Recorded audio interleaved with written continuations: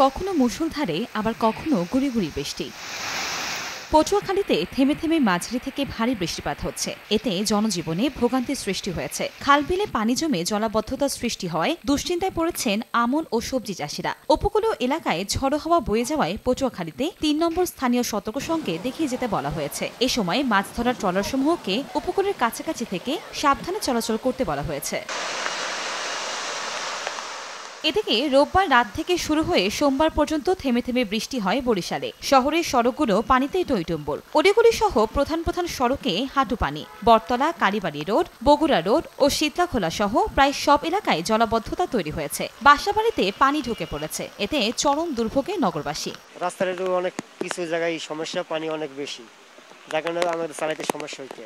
ভোগান্তি হচ্ছে শুধু পানি, জলাবদ্ধতা থাকে, এটাই আমাদের প্রধান ভোগান্তি। রাস্তায় অনেক পানি, সেই জন্য আমি স্কুলে আসতে পারি না। রাস্তায় অনেক ময়লা আবর্জনা।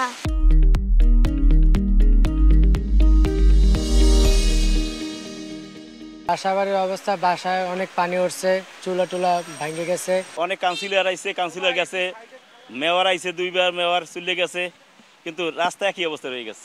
এদিকে ঝিনাইদহে টানা বৃষ্টিতে সকাল থেকে জেলা বা উপজেলা শহরে মানুষের উপস্থিতি কমে গেছে। সবথেকে বেশি বিপাকে পড়েছেন নিম্ন আয়ের খেটে খাওয়া মানুষ। কাজ না থাকায় অলস সময় পার করছেন অনেকেই। জীবিকার তাগিদে অনেকে আবার বৃষ্টিতে ভিজেই কাজ করছেন।